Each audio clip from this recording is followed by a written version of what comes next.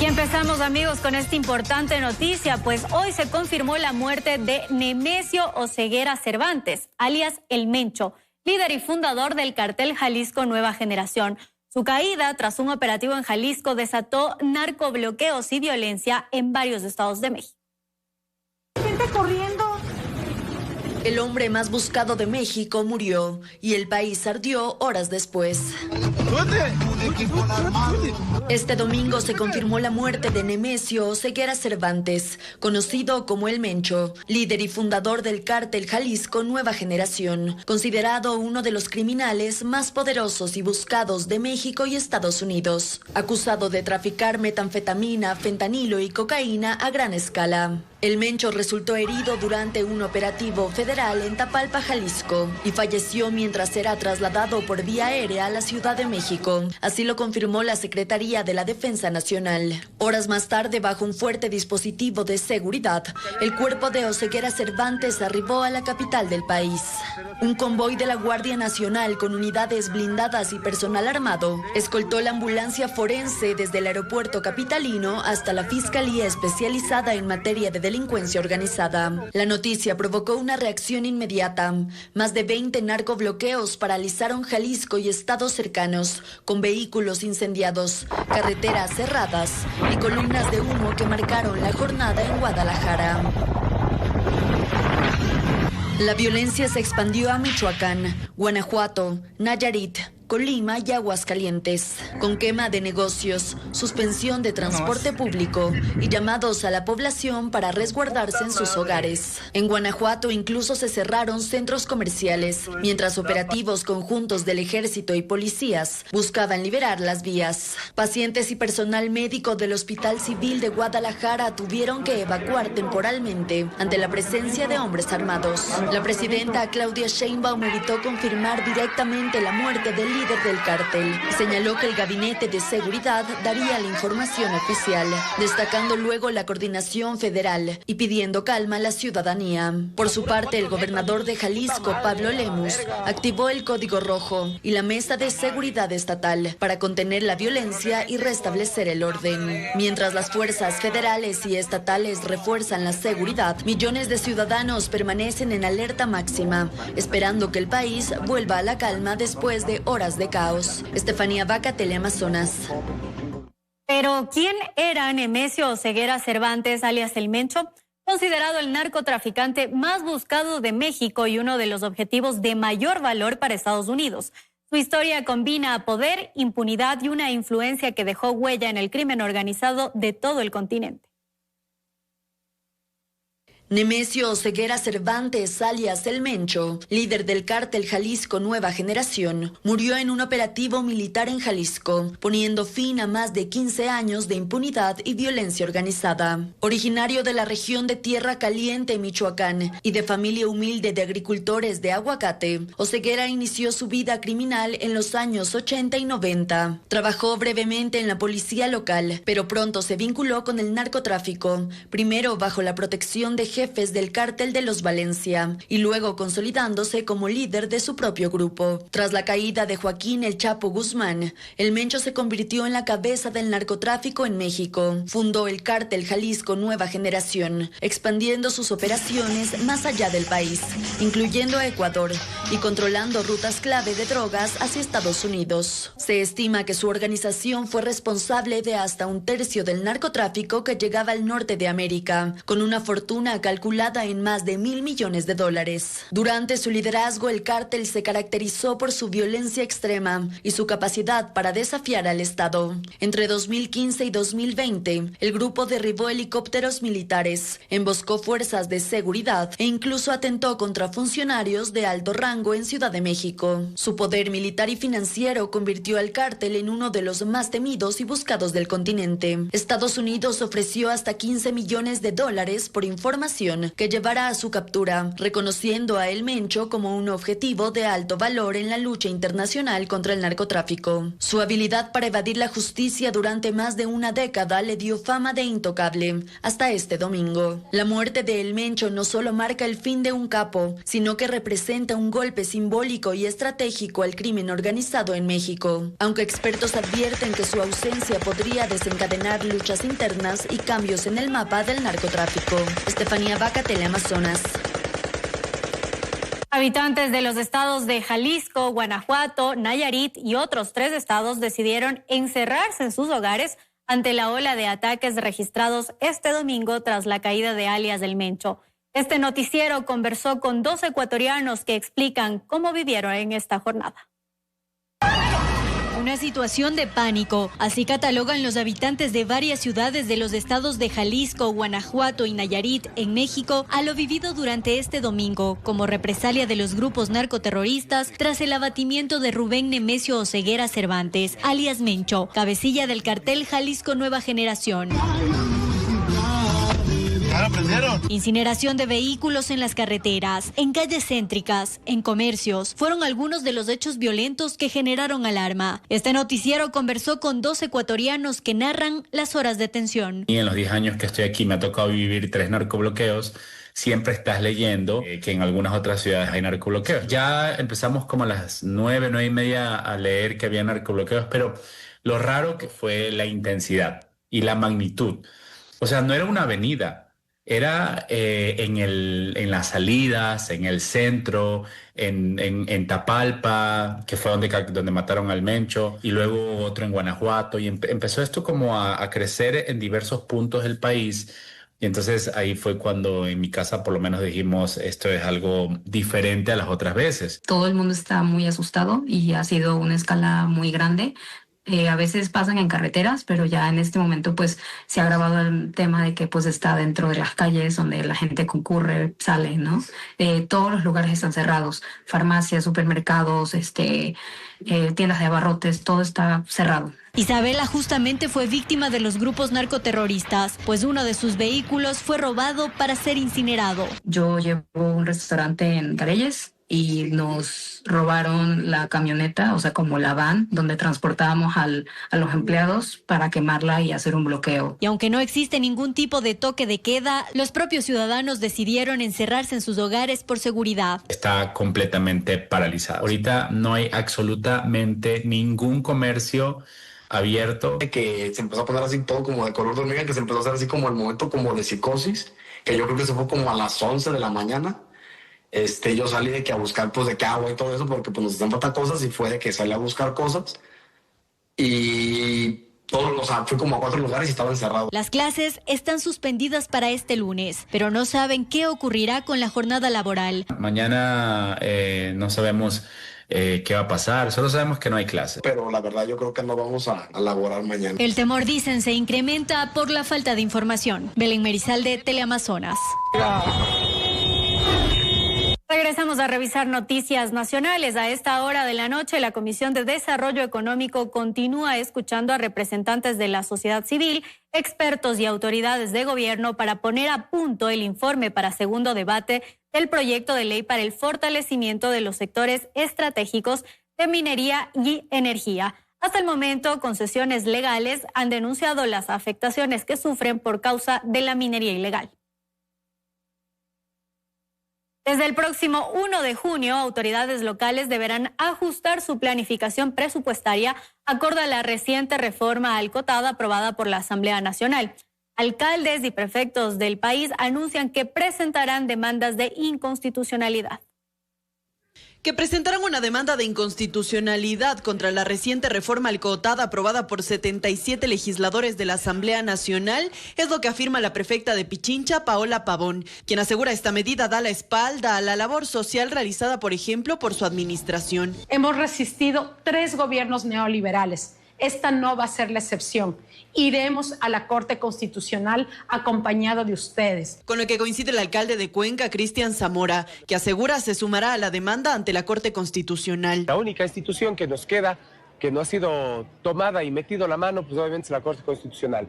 Esta es una norma inconstitucional porque violenta las autonomías. De igual manera, 14 viceprefecturas pedirán el archivo de esta ley. No hemos sido recibidas, no hemos sido escuchadas. Presentaremos formalmente la demanda de inconstitucionalidad de esta ley. Incluso organizaciones como Pachacutic y la Unión Nacional de Educadores presentarán sus propias demandas. Y estos últimos convocan desde ya a una gran movilización el próximo 13 de marzo en Quito.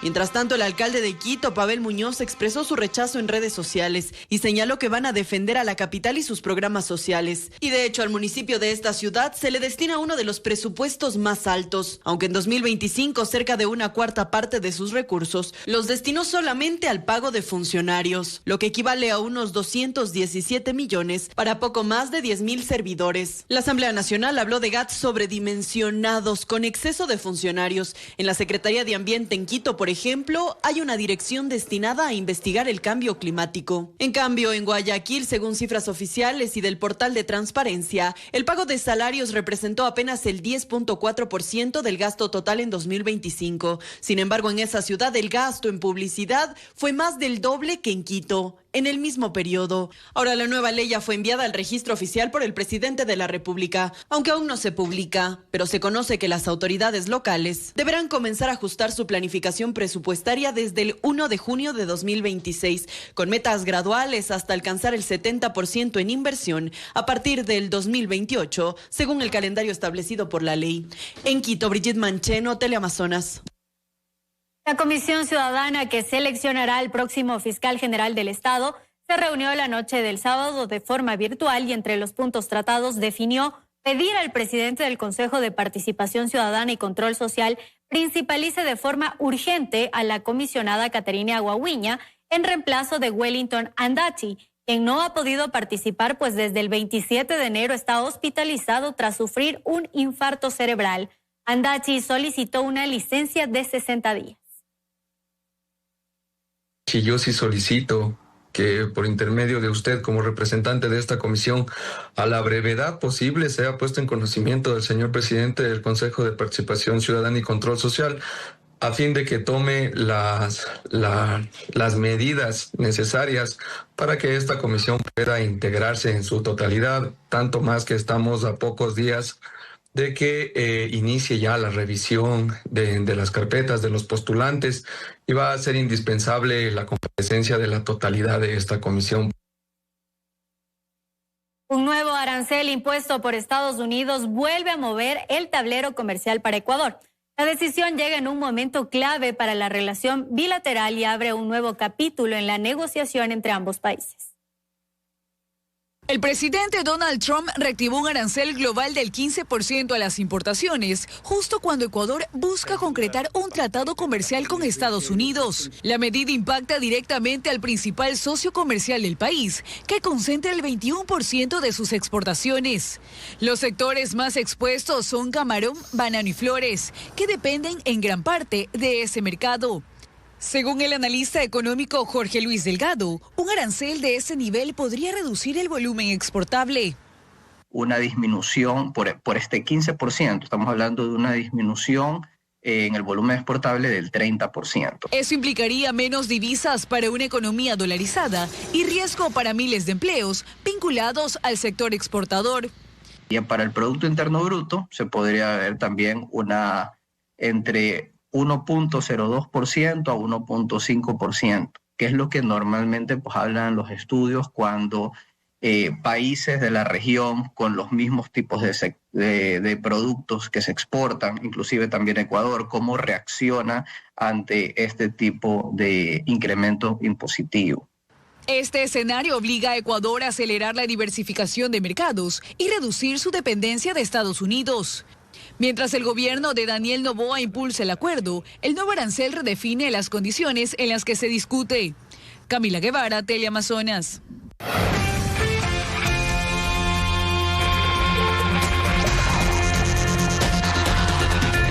Seguimos revisando más noticias, amigos. 3 cabezas humanas fueron halladas en distintos cantones de la provincia de El Oro durante el fin de semana. A estos hechos se suma el hallazgo del cuerpo de un presidente de una junta parroquial recuperado tras varios días de búsqueda. 3 cabezas humanas fueron encontradas el viernes 20 de febrero en distintos cantones de la provincia del Oro. En la parroquia Puerto Bolívar del cantón Machala, sujetos que se movilizaban en una motocicleta abandonaron una hielera blanca en el barrio Amazonas 1. En su interior estaba la cabeza de Nelson Nazareno Briones, de 47 años. Junto a él, un mensaje.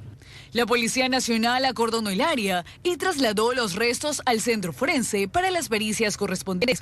Ese mismo día, en Huaquillas, fue hallada la cabeza de José Luis Vergara Mayón, de 20 años, en la intersección de las calles Velasco Ibarra y Guayas. El cuerpo fue localizado en fundas negras en otro sector del cantón. En el sitio se dejó un panfleto con amenazas presuntamente vinculadas a disputas entre grupos delictivos. Durante la persecución a una camioneta sospechosa, se registraron daños materiales y personas con heridas leves. Aún no hay detenidos. Horas más tarde, en la parroquia Torata, cantón Santa Rosa, otra cabeza fue encontrada dentro de una hielera abandonada a un costado de la vía perimetral.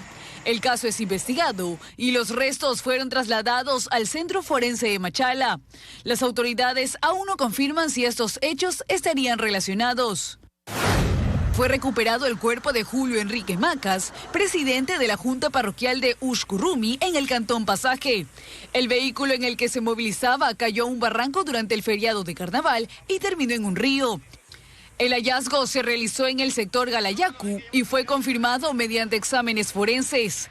Las labores continúan para ubicar a otra persona desaparecida en el mismo hecho. Comuneros y otras personas a realizar la búsqueda de la parte desde el puente de Uxcurrumi hacia abajo para poder de esta manera encontrar a la otra persona desaparecida. Cerraron con puertas en Select 7 y 5 de la mañana y eso disminuyó el caudal. La Policía Nacional mantiene abiertas las investigaciones en todos los casos y refuerza operativos en la provincia. Las autoridades piden a la ciudadanía colaborar con información oficial y evitar la difusión de rumores mientras avanzan las diligencias. Camila Guevara, Teleamazonas. Mientras tanto, en Guayaquil, un hombre fue acribillado en el parqueadero de un restaurante.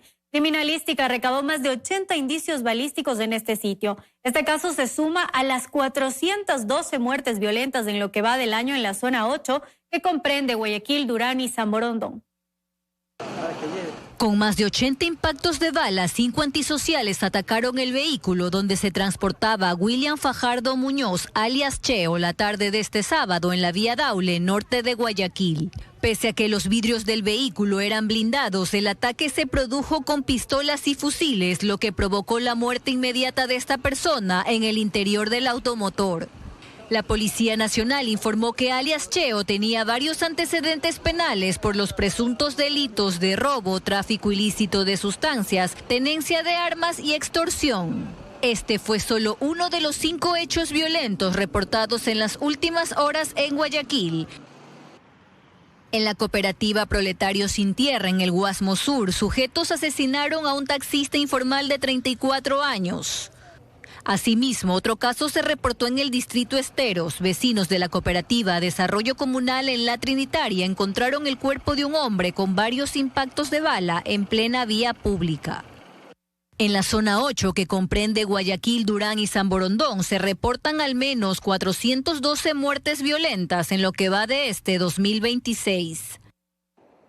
Y otro hecho que causó conmoción fue el ataque armado a un ciudadano que había salido de una agencia bancaria con un monto de más de $14,000 en el sector de La Aurora, en Daule. La víctima, por intentar escapar de los antisociales, ingresó a un área de construcción. Sin embargo, fue alcanzado por los impactos de bala y falleció. Personal de la Policía Nacional y de Fiscalía realizan la revisión de cámaras y la investigación de estos nuevos asesinatos que alarmaron durante este fin de semana. Yasmín Solís, Teleamazonas.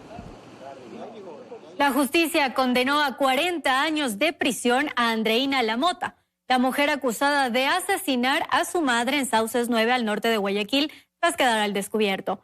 El crimen, que estremeció por su frialdad y nivel de planificación, ya tiene hoy una sentencia. Intentó engañar a todos, pero la tecnología y la investigación policial la delataron. El trabajo especializado de la DINASED fue clave para que la justicia del Guayas imponga 40 años de cárcel a Andreina Lamota por el asesinato de su madre. Según la investigación, tras asfixiarla y desmembrar el cuerpo, la mujer usó un celular de la víctima y herramientas de inteligencia artificial. Ella quería que todos pensaran que su madre estaba secuestrada. Hola Gustavo, tuve que irme por un problema con unas personas que no he podido resolver. Pero el cerco técnico se cerró. Las cámaras de seguridad la captaron vestida con prendas de su madre, en un intento por sostener el secuestro. Ese detalle, junto a los análisis forenses e informáticos, fue determinante para los agentes de la DINASED. De acuerdo al comportamiento premeditado, no impulsivo, que tenía mucho control, frialdad y una falta de remordimiento, estamos frente a una persona con un perfil psicopático. Durante el allanamiento, los investigadores hallaron restos humanos en estado de descomposición, ocultos dentro de una lavadora y un tanque plástico en Sauces 9, norte de Guayaquil. Y hubo un detalle que no pasó desapercibido en la audiencia de este viernes. Andreina Lamota se presentó totalmente maquillada y cuando uno de los profesionales del equipo técnico le consultó si estaba arrepentida, ella sonrió. Las pericias también revelaron el nivel de planificación. En sus dispositivos se encontraron búsquedas sobre cómo matar a una persona y cómo desaparecer evidencia, lo que según la Fiscalía evidenció premeditación. El crimen ocurrió en octubre de 2025 y 4 meses después, la justicia dictó la sentencia. Un caso que por su frialdad, planificación y nivel de engaño marca un precedente pocas veces visto en el país. Andreina Lamota permanecerá recluida en la cárcel de mujeres, donde deberá cumplir la pena máxima agravada de 40 años de prisión. Catalina García, Teleamazonas.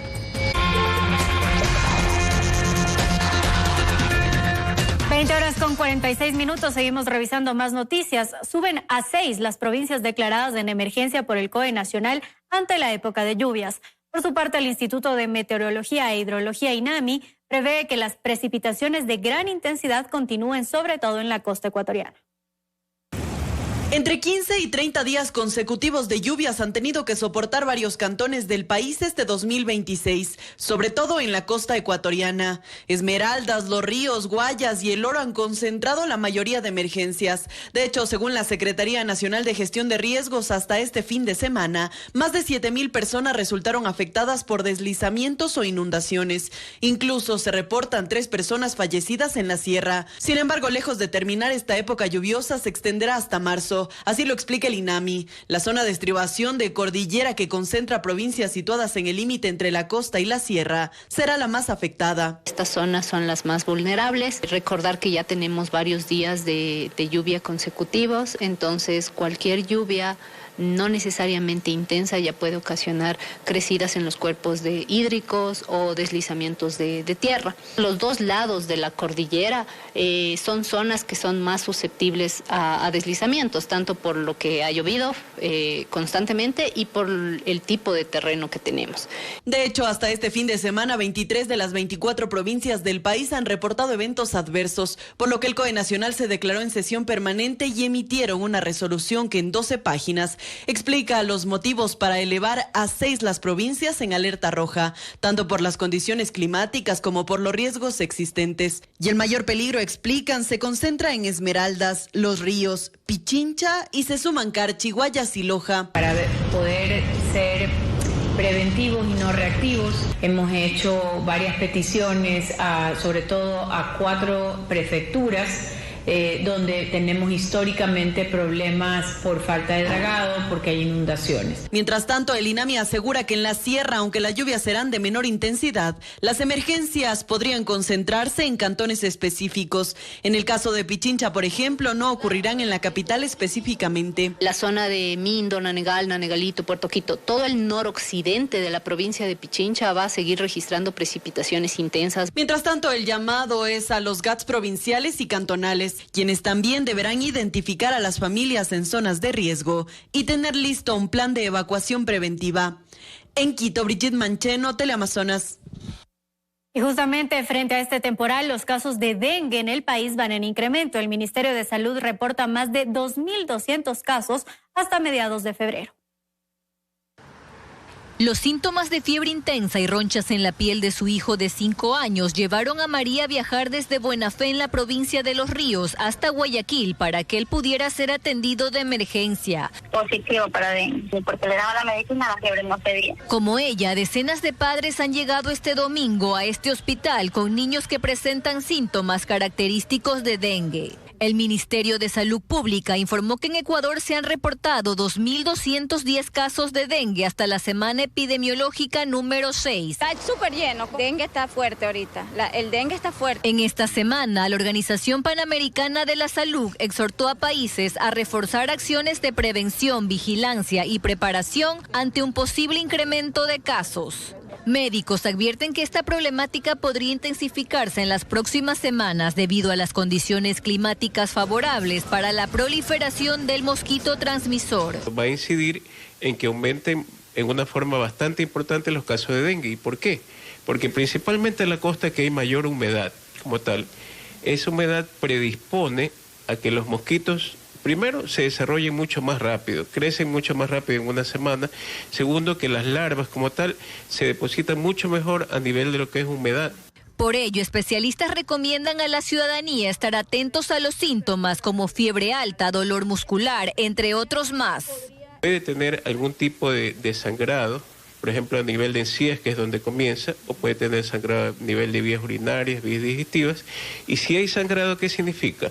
Que las plaquetas están descendiendo. Además, insisten en evitar la automedicación ante estos síntomas, ya que podría generar complicaciones que terminen requiriendo una hospitalización. Yasmín Solís, Teleamazonas.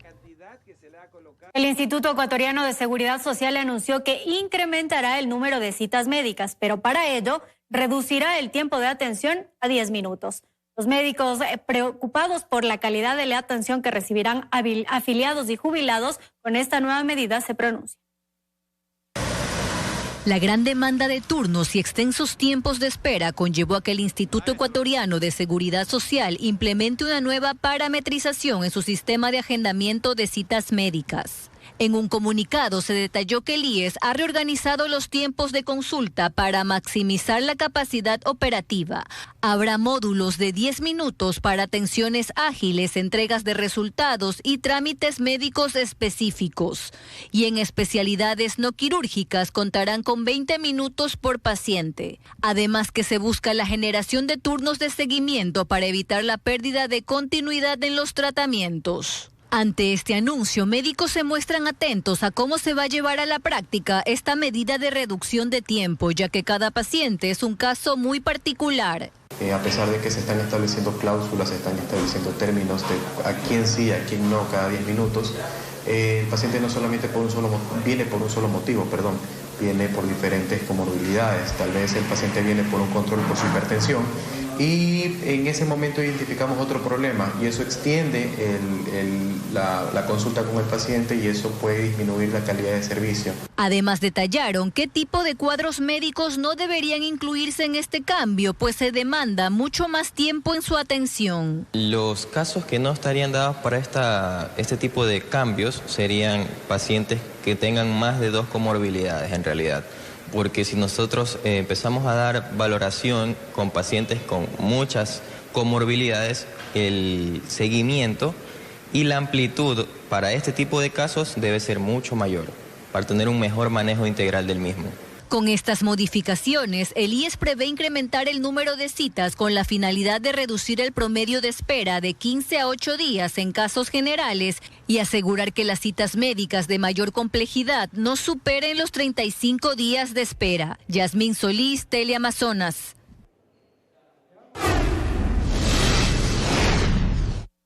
El concejal de Quito, Michael Aulestia, presentó una demanda de inconstitucionalidad ante la Corte Constitucional por el cobro de la tasa de recolección de basura en la ciudad.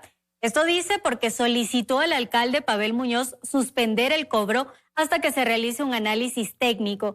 Sin embargo, el burgomaestre se negó a hacerlo. Cientos de ciudadanos han expresado su malestar por el incremento injustificado de este valor. Este lunes a las 8 de la mañana, el concejal Wilson Merino también presentará un recurso similar. La Comisión de la Niñez de la Asamblea Nacional tiene en sus manos una reforma al Código de la Niñez que que busca regular el uso de redes sociales en menores de 15 años. Países como Australia, Francia y España ya contemplan legislación en esta materia.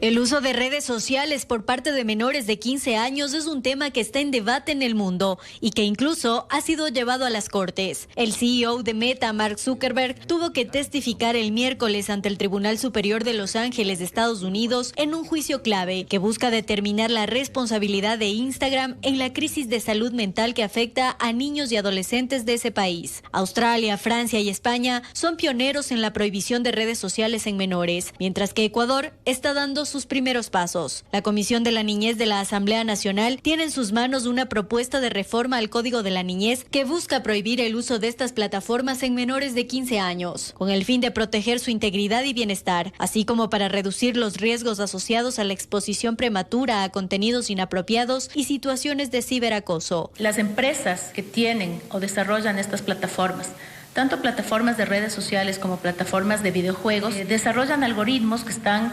pensados para poder generar una dependencia a estos espacios. Y eso lo que ha significado en los niños y adolescentes que están en proceso de desarrollo, de crecimiento, es que generen conductas que podrían considerarse problemáticas. Definitivamente es importante que se inicien y que se hayan planteado estas propuestas. Definitivamente el país tiene que empezar a hablar de esto, pero además tiene que empezar ya a reformar leyes de modo concreto, pero sobre todo de modo eficaz. Se plantea además una sanción del 5% de su facturación local a las empresas que incumplan con esta norma. Lo que se está pidiendo a nivel del mundo es que las plataformas pueden tener algunos sistemas que regulen, digamos, el ingreso.